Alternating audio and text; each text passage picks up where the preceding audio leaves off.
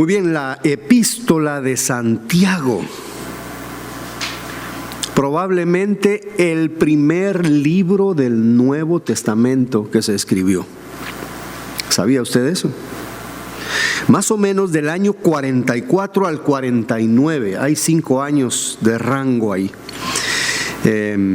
Es muy probable lo primero que se escribió, y se puede ver a lo largo de la carta que está destinada para judíos, y lo vamos a ver ya.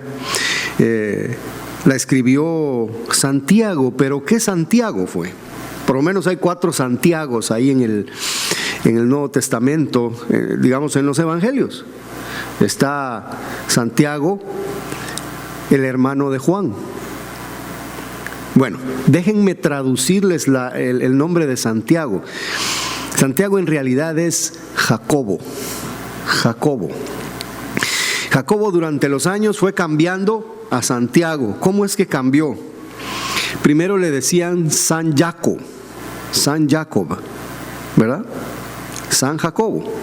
Y después esa palabra se fue transformando durante el tiempo en Santiago. San Jacob, Santiago. Por ahí fue evolucionando la palabra, lo que tenemos ahora como Santiago, que casi no suena como Jacobo. Pero tenemos a Jacobo, el hermano de Juan. ¿Se recuerdan los hijos del trueno?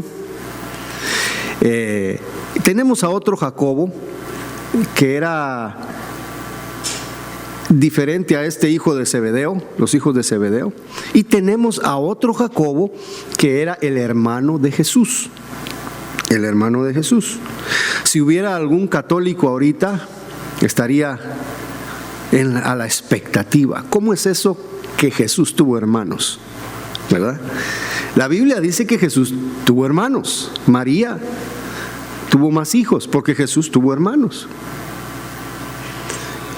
La palabra de Dios en el griego usa la palabra adelphos para referirse a los hermanos y a las hermanas de Jesús.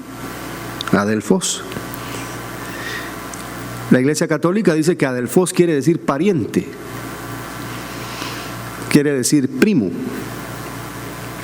Pero tenemos en los diccionarios bíblicos que adelphos nunca se refiere a primo, se refiere a hermanos de sangre, hijos de la misma madre, o se refiere a hermanos en la fe, pero nunca a primos. La palabra que se usa para primo es anepsios. Anepsios. Cuando vemos a María que va con su prima y los 2 bebés se saludan, es una anepsia. No es anestesia, anepsia. Y para decir parientes, la palabra usada es sin genes. Sin genes. Bueno, son palabras distintas. Esto nos sirve para contestar a aquellas personas católicas que piensan que María no tuvo más hijos y que fue perennemente virgen. Esto nos habla algo distinto. El lenguaje griego es claro aquí. Bueno, cuando Pablo menciona al hermano de Jesús que estaba a cargo de la iglesia en Jerusalén, Gálatas 1:19 nos dice: no vi a ningún otro de los apóstoles sino a Jacobo, el hermano del Señor.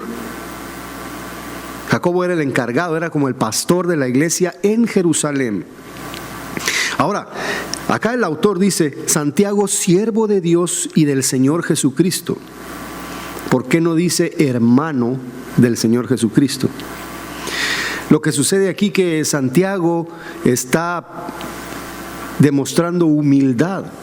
Es más importante ser siervo de Jesucristo que ser hermano en la carne, porque como hermano vemos en los evangelios que ellos no le querían creer, y estaban ahí como que celosos de lo que él decía, porque las cosas que Jesús decía eran muy serias. Tengo mi Padre en el cielo, este es hijo de Dios.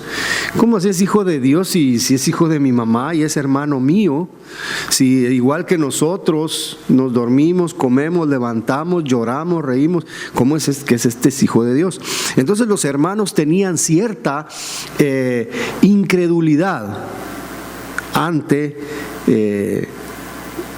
las declaraciones mesiánicas de Jesús. Pero no es sino hasta la resurrección de Jesús cuando sus hermanos ya creen. Ya ellos comenzaron a ver, este nuestro hermano con el que vivimos tanto tiempo es el que la Biblia prometía como Mesías. Y entonces ya lo dejan de ver como un hermano carnal y lo comienzan a ver como el Señor. Como el Señor, el Mesías prometido, con todo el respeto y toda la reverencia que esto reclama. Y como la mayoría de las cartas, aquí Santiago dice, siervo de Dios y del Señor Jesucristo. ¿Se acuerdan ustedes el texto donde Jesús dice, esta es la vida eterna, que te conozcan a ti y a quién? Y a Jesucristo, a quien tú has enviado. No podemos ser salvos solamente creyendo en Jehová del Antiguo Testamento y rechazando a Jesús. No hay salvación. Los judíos piensan que ellos tienen salvación por lo que creen en el Antiguo Testamento, pero acá los autores del Nuevo Testamento están incluyendo a Jesús dentro de la fe para poder ser salvos. El que creyere en Jesús será salvo. El que no creyere ya ha sido condenado. Bueno, entonces aquí el apóstol lo que está diciendo, el hermano del Señor Jesús, Santiago, lo que está diciendo es que él es siervo y le está escribiendo a las 12 tribus. ¿Qué quiere decir esto? ¿No es para nosotros? Es para las 12 tribus, son judíos. Son judíos. Entonces, no vamos a leer Santiago porque es para las 12 tribus. Yo tal vez soy de la tribu de los quichés o de los cachiqueles en Guatemala, pero no soy de las 12 tribus de Israel. ¿De qué tribu es usted? Lo que sucede es de que esta carta es bien temprana. Los gentiles, o sea, las personas que no son judías, no estaban teniendo ningún protagonismo en las iglesias. Probablemente era poco tiempo alrededor de cuando Cornelio se convirtió. ¿Se acuerdan ustedes todo ese escándalo? Pedro entró donde Cornelio, comió con ellos, entró en la casa. Para ellos es algo inaceptable entrar y comer en la casa de alguien que no es judío. Si no, vayan ustedes y para los que han trabajado en casa de judíos, lo cuidadosos que son ellos con lo que comen, con lo que tocan, con lo que hacen, los platos donde toman leche y queso y todo eso, los lavan en un zinc. Los platos donde ponen carne y pollo, los lavan en otro zinc y los almacenan distinto, porque en su ley está que no vas a mezclar la leche de la madre con la ternera, con la hija, y eso lo toman ellos así. Tienen unas dietas, unos cuidados tan minuciosos que para ellos venir y que los invitemos nosotros a unos chicharrones, ¿verdad? Ellos no lo aceptan, nunca van a comer con uno. Si no es kosher, nada. Pero en la mente de Santiago, en estos años, todavía no existía la idea de que hubieran muchos gentiles que creyeran en este judío de Nazaret llamado Jesús. Todavía no se había destapado en la mente de los creyentes judíos de que esto iba a ser tan grande. No estaba la carta a los Efesios, no estaba Gálatas, no estaba Colosenses, ya que se piensa pues de que era una carta bien temprana a las 12 tribus, puros judíos. No habían iglesias gentiles establecidas, sino hasta que Pablo y Bernabé van de Antioquía y comienzan a establecer iglesias. Dice que en la dispersión, ¿qué es una dispersión? Es lo que ocurre cuando llega migración a una parada de buses. Eso es dispersión. Todos se van para todos lados, corriendo, huyendo. Y es lo que sucedió con los creyentes cuando le dieron muerte a Esteban. Mucha gente salió para todas partes. Dejaron Jerusalén, dejaron Israel por miedo a que los mataran como mataron a Esteban. Eso es a lo que se refiere acá el escritor. Los que se fueron, los que están lejos. Él les quiso escribir, tener cuidado de ellos y mandarle todo este documento para la vida práctica del creyente. No menciona doctrina. Si ustedes se dan cuenta, ahí no menciona doctrina, no describe a Cristo, solo lo menciona 2 veces. Más que todo está mencionando lo que ellos ya saben en el Antiguo Testamento y lo que escuchó de Jesús. Tiene muchas citas del Sermón del Monte, tiene mucho de Proverbios y menciona mucho el Antiguo Testamento. Así es, una carta práctica, cómo comportarse como creyentes, ya que están representando a los cristianos y a los judíos en otros países. Ustedes tienen que comportarse como dice la palabra. Y volvemos a decirlo, la palabra que ellos tenían era de Malaquías para atrás, lo que tenemos nosotros como Antiguo Testamento. Bueno, entonces aquí ya Santiago comienza a preocuparse para escribirle a ellos, para decirles cómo se tienen que comportar. Están fuera de casa, están fuera de su nación y tienen que ser luz, tienen que ser sal, tienen que ser ejemplo. Pero es gente perseguida. No es gente que andaba de vacaciones, no son personas que sacaron su tarjeta de crédito y comenzaron a gastar y a pasársela en un hotel, a conocer las piscinas, los restaurantes. Era gente que andaba sin hogar buscando dónde vivir en otro país. Así como a veces nuestros compatriotas vienen de su país. Me recuerdo mi tía, hace muchos años, 40 y tantos años que se vino. Ella llegó creo que al Parque MacArthur, ahí en Los Ángeles, y ahí se fue a sentar. ¿Y ahora qué hago? No le pasó como nos pasó a muchos de nosotros, que llegamos a la casa de un amigo, de un familiar, y ahí nos quedamos. Y hasta que logramos hacer una vida económicamente estable. Pero estos cristianos, por miedo a que los mataran, se fueron. Lo que pudieron agarrar en su maleta, se lo llevaron. Y lo demás se quedó atrás. Lo demás se quedó atrás. Y es gente que necesita aliento, necesita instrucciones, necesita fuerza espiritual para seguir adelante. Es gente que propagaría el mensaje. ¿Sabe usted que Dios utiliza la persecución para abrir más iglesias? Dios utiliza la persecución ya cuando el pueblo de Él, ya cuando su iglesia se acomodó mucho, Él deja que haya persecución. ¿Por qué? Porque entonces todos salen corriendo y entonces ahí sí van a predicar a donde llegan. Y Dios estaba usando esta persecución, esta dispersión para propagar el evangelio.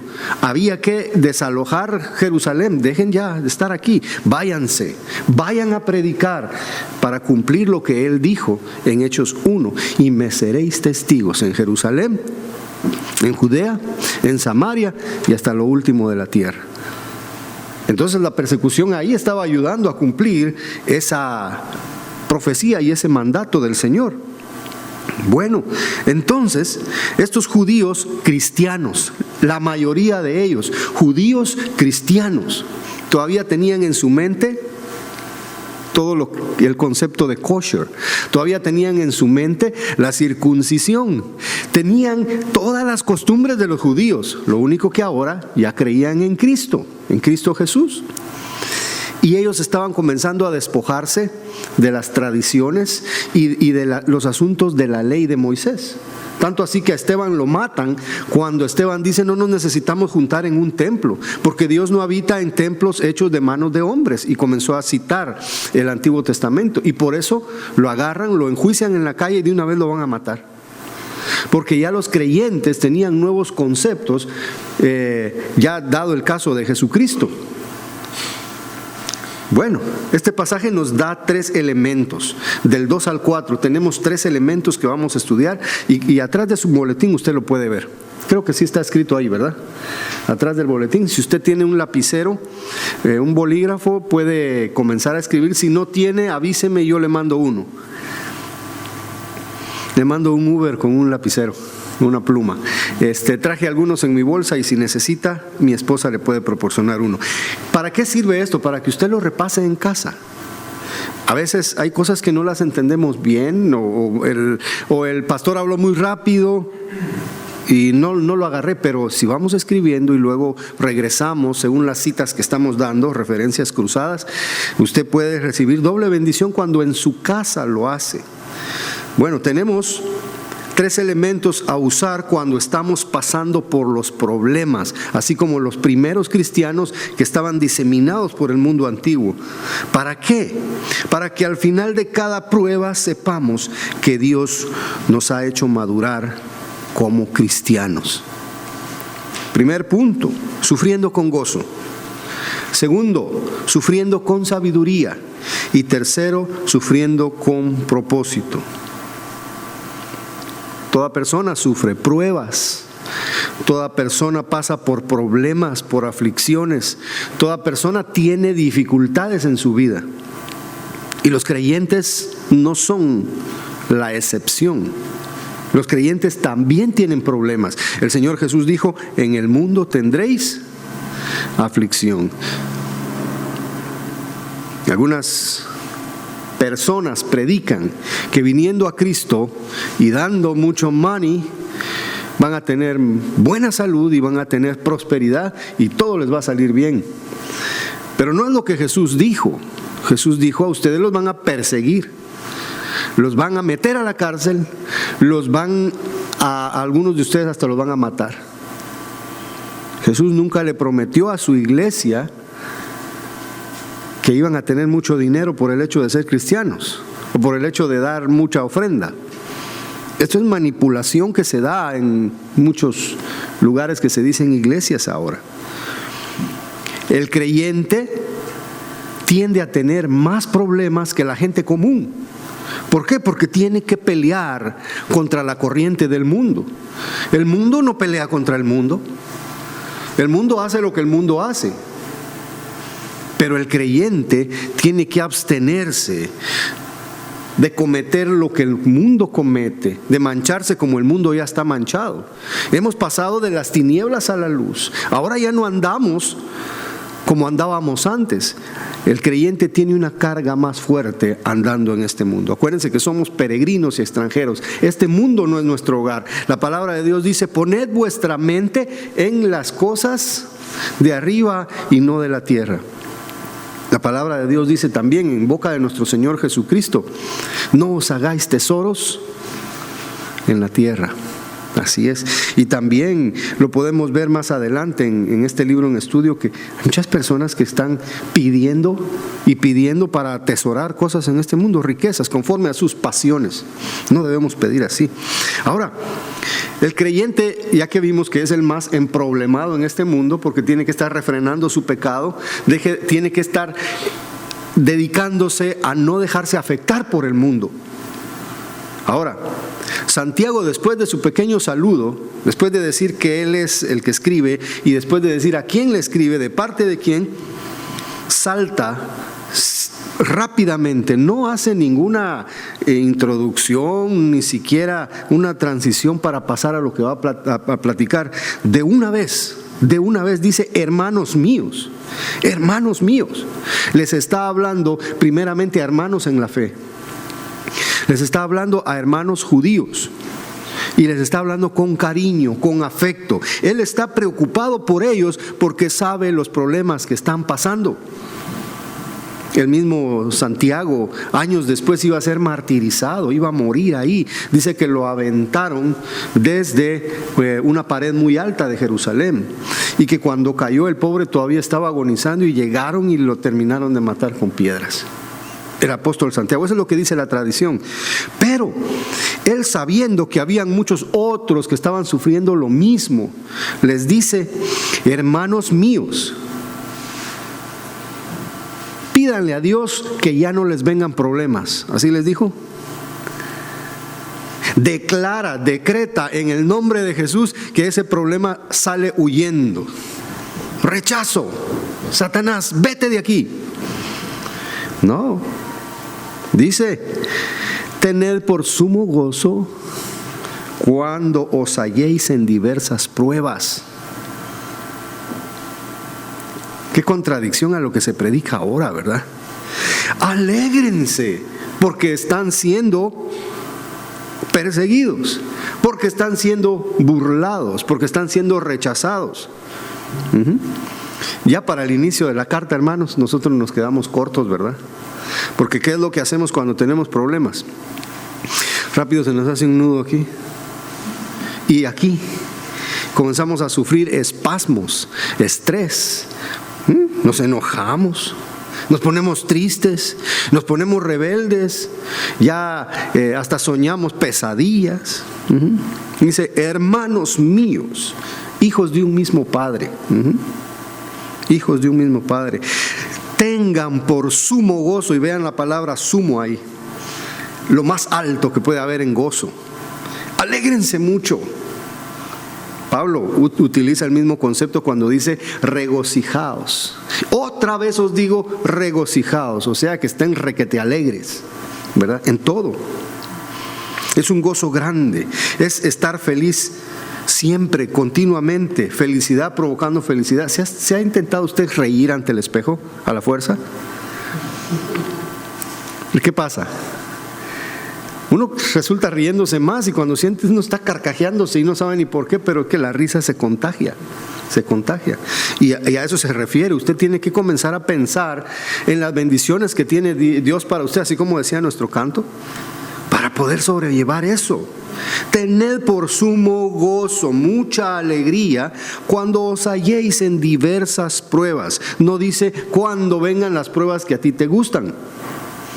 Ahí, y nos sabemos una ilustración bien clásica. Hay pruebas que nos gustan.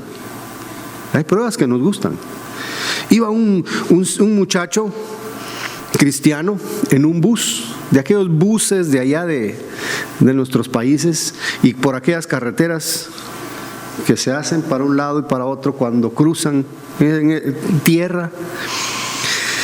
Y a este lado llevaba a una señora mayor que él, y de este lado llevaba a una chica. Y entonces dice que cuando el bus lo aventaba para el lado donde estaba la señora mayor que él, decía, no me dejes caer en tentación. Pero cuando lo aventaba del lado donde estaba la chica, decía, hágase tu voluntad.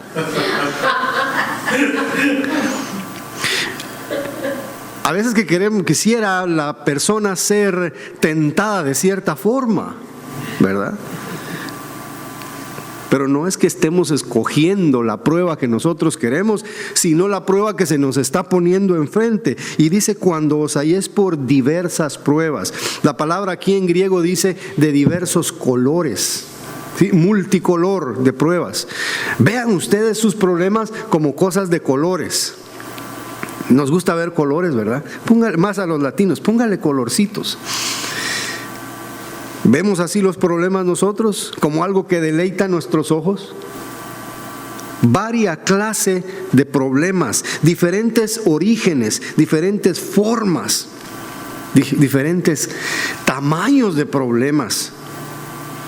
Quizás solo los niños y los adolescentes no conocen en este país de problemas.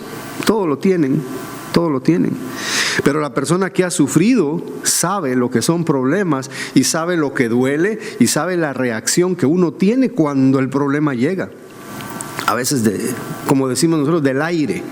Apareció el problema, yo no me lo estaba buscando y ahí está.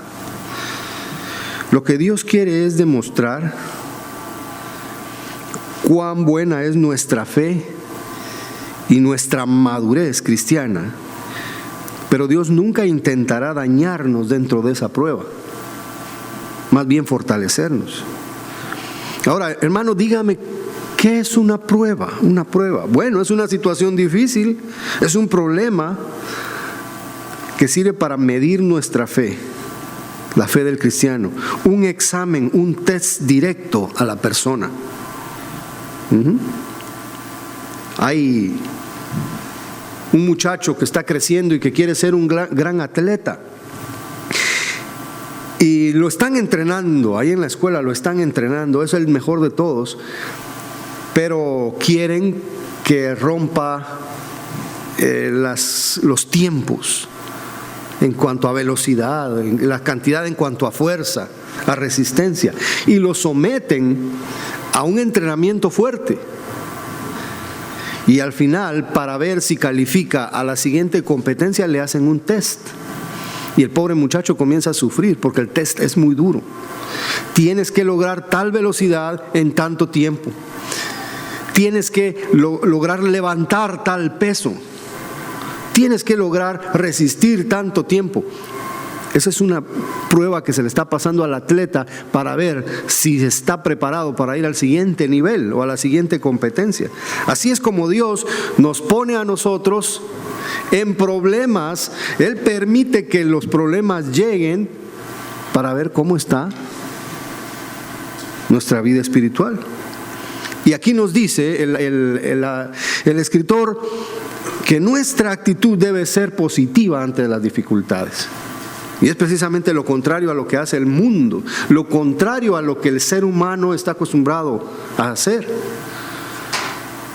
¿Qué pasa con aquella persona que se le poncha la llanta a medio freeway y va tarde? Oh, gracias Señor por las pruebas, porque esto me ayuda a madurar. Hemos dicho nosotros así. El apóstol o el escritor acá, Santiago, nos dice: tened por sumo gozo. Filipenses 4:6, por nada estéis afanosos, si no sean conocidas vuestras peticiones delante de Dios en toda oración y ruego con acción de gracias. En otras palabras, en vez de estar haciendo berrinche, en vez de estar enojados, somatando las cosas, pongámonos a orar y agradezcámosle al Señor toda oración y ruego. ¿Sí? Nehemías 8:10 dice: no os entristezcáis, porque el gozo de Jehová es vuestra fortaleza. Ahí está, gozo, gocémonos en el Señor. Pero, hermano, serio, ¿cómo hacer para que ese gozo sea verdadero? ¿Cómo hacer para que sea genuino? Debe haber un motivo para comportarnos de esa manera. ¿En qué me baso para alegrarme en los problemas? No me sale. No se me da, me río 15 segundos y después me vuelvo a poner enojado. ¿Cómo hago? Punto número 2. Hay que sufrir con sabiduría. Y es una sabiduría que da el conocimiento. Verso 3 dice: sabiendo que la prueba de vuestra fe produce paciencia. Sabiendo. Nosotros a veces actuamos descontroladamente porque no sabemos lo que hay detrás de los problemas. Ese es el punto de acá. Sabemos que detrás de los problemas que hay un resultado positivo, y es de que vamos a producir paciencia en nosotros. ¿Tiene usted paciencia? Estaba un hombre bien enojado con sus hijos, con el trabajo, con el gobierno, con su carro viejo. Estaba enojado. Y la esposa le dice: ten paciencia. Y se va y dice: Dios mío, yo quiero paciencia, pero la quiero ahorita. Ahorita. No es la forma en que Dios nos da la paciencia. Según este texto, la forma en que la paciencia llega a nosotros es cuando estamos dentro de pruebas y cuando intentamos, con todo lo que tenemos, de ser gozosos dentro de eso. Cuando vamos a lograr esa resistencia, que es otra forma en que se puede traducir la palabra paciencia. Resistencia, aguante. Es como el soldado que fue entrenado en el cuartel. Ahí fue entrenado para soportar lo peor de la batalla. Un soldado no le van a enseñar a llorar porque le pegaron un pellizco. El soldado va a aguantar de todo. Yo platiqué con un soldado en Guatemala una vez y me contó que por muy valientes que eran, muy preparados, cuando estalla una granada a unos metros de ellos, dice que todos lloran. Todos lloran. A veces cae una bomba y cuando se disipa el humo y la polvazón, dice que están viendo para otro lado, boca arriba, boca abajo. Todos fueron levantados y lanzados para otro lado. El que quedó vivo no tiene ni siquiera ganas de continuar, porque el asunto fue duro. Entonces se desaniman, pero fueron entrenados para luchar contra el desánimo, luchar contra el miedo y seguir adelante. Y están ahí llorando, secándose las lágrimas, quizá con muchas heridas, pero agarran su arma y siguen como el conejo de las baterías Energizer. No se detienen. La paciencia es eso. La paciencia es eso. Es el entrenamiento diario dentro de los problemas que nos hace fuertes. Dice que la prueba de vuestra fe, nosotros tenemos que saber, tenemos que tener eso bien clavado en la mente, estar bien conscientes de que esto va a obrar para bien. ¿Sí?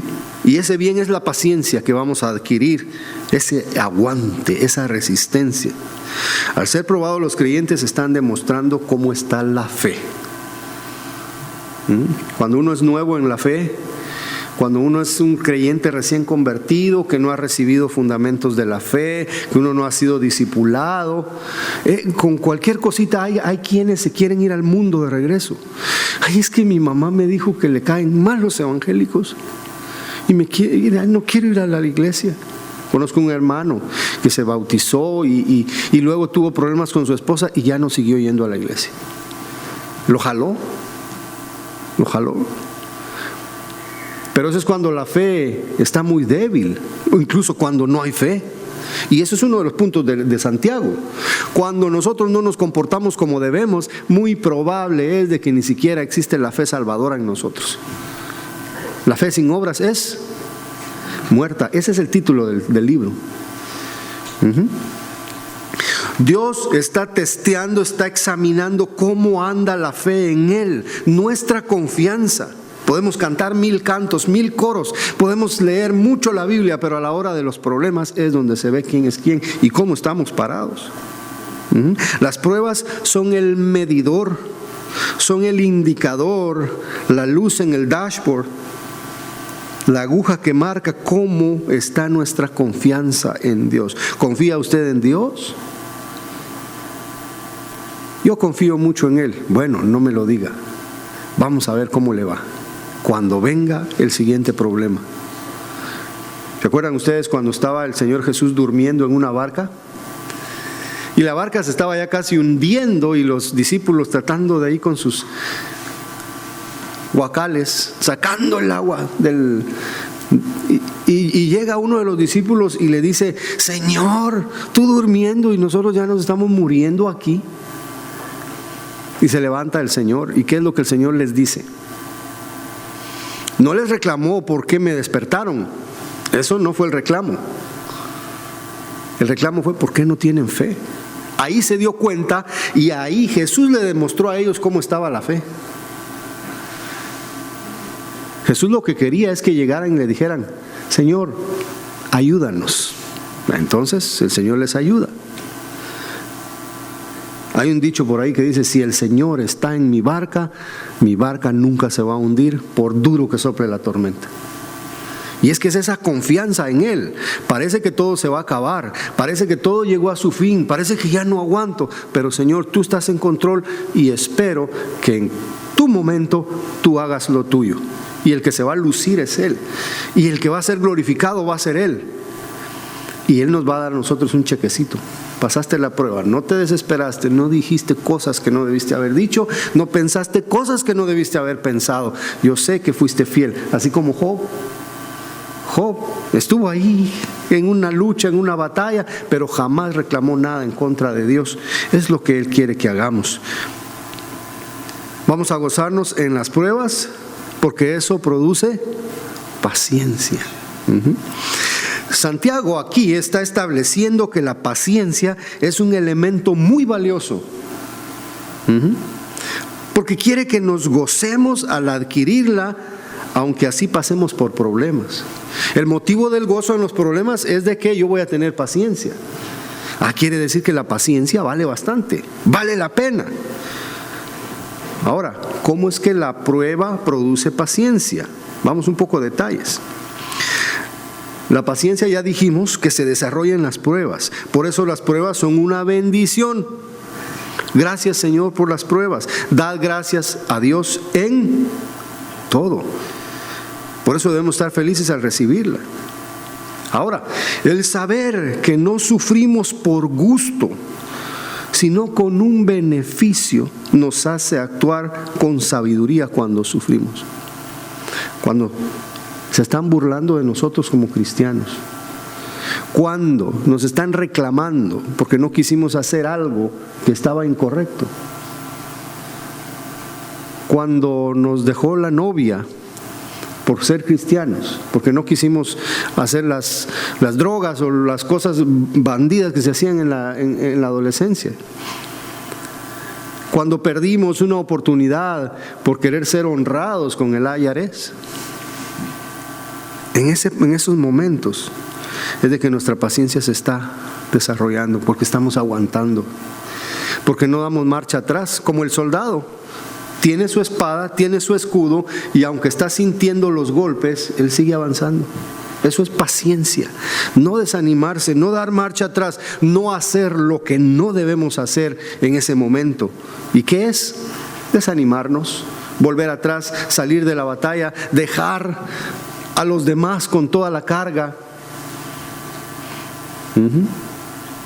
Saber que Dios tiene algo bueno para nosotros, eso nos da ánimo para soportar las pruebas con gozo. Génesis 50:20. Oigamos lo que dijo José allá en Egipto. Cuando sus hermanos que lo habían vendido, lo habían traicionado, llegaron a pedirle comida años después. Él ya era el ministro, el primer ministro allá después de Faraón. Y entonces se ponen a llorar y él los perdona. ¿Y qué es lo que él dice? Vosotros pensaste mal contra mí. Ustedes fueron malintencionados. Pero Dios lo encaminó a bien para hacer lo que vemos hoy, para mantener en vida a mucho pueblo. Había algo bueno detrás de todo eso. Y José no estaba ahí queriendo desquitarse de ellos. No, mándenlos de esclavos, castíguenlos, mátenlos, háganle lo mismo que me hicieron a mí. Él pensó al contrario de lo que haría el mundo. Romanos 8:28, nuestro pasaje favorito. Y sabemos que a los que aman a Dios, todas las cosas les ayudan a bien. Esto es, a los que conforme a sus propósitos son llamados. Un mundano no tiene las mismas bendiciones que un creyente cuando está en pruebas, cuando está en problemas. El creyente sabe que todas las cosas ayudan a bien. El que no es creyente le puede suceder cualquier cosa. No ha confiado en Dios y está expuesto a todo lo que el mundo, el diablo y la carne le quiera hacer. Hay un beneficio, la paciencia dentro de mi sufrir. Pero ¿en dónde está el beneficio de la paciencia? ¿Para qué quiero paciencia? ¿Será que ese es el fin en todo? No. La escalera sigue hacia arriba y dice, pues porque la paciencia nos ayuda a madurar y ser completos en nuestra relación con Dios. Sin paciencia no podemos crecer. No podemos pasar por el aprendizaje de un verdadero cristiano. Versículo 4 nos dice, ¿para qué queremos paciencia? Mas tenga la paciencia su obra completa, para que seáis perfectos y cabales, sin que os falte cosa alguna. Aquí la palabra perfecto no se refiere intachable moralmente, sin pecado. No podemos alcanzar la perfección moral en ese sentido. No podemos dejar de cometer errores como algunos creen. Es una madurez, es una persona que está completa, avanzando hacia la estatura de Cristo. El mismo Pablo dice, no es de que yo ya lo haya alcanzado todo, pero yo sigo luchando. Y en aquel día, cuando esto corrupto se haya cubierto de incorrupción, entonces ahí las cosas se van a hacer perfectas en todo sentido de la palabra. Bueno, entonces cuando nosotros sufrimos, tenemos que sufrir con un propósito. Primero sufrimos con gozo, después sufrimos con sabiduría porque conocemos, y ahora vamos a sufrir con un propósito. ¿Sí? Mas tenga la paciencia su obra completa. ¿Cuál es la obra completa que la paciencia le da a la persona? Es el objetivo final. ¿Sí? Es hacernos perfectos y cabales. ¿Ha visto usted un creyente perfecto y cabal? se ha puesto al espejo y diga a usted: hey, estás perfecto y cabal. No después de los 50. No se refiere a lo físico, se refiere a lo espiritual, a la madurez cristiana. ¿Cómo andamos? ¿Cuánto hemos crecido? Madurez espiritual, conducta madura, testimonio correcto, delante de Dios y delante de la gente. Es muy común oír a una persona que dice: Dios conoce los corazones. Pero Dios conoce los corazones, pero la gente ve tus actitudes, ¿verdad? Y de eso se trata Santiago. Tú dices que tienes fe, demuéstramelo con buenos actos. Porque si tú no me demuestras tus buenos actos, quiere decir que ahí adentro no hay fe, ahí de tu corazón. Dice que no nos falte cosa a algunos. ¿Cuántos estamos ya así? Sin que nos falte cosa alguna. A mí me falta. Y me falta bastante. Si no, pregúntenle a mi esposa, que es la que comparte conmigo la almohada.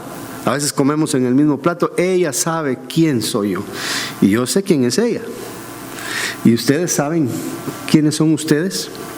Si no, pregúntenle al que vive cerca: dame una opinión.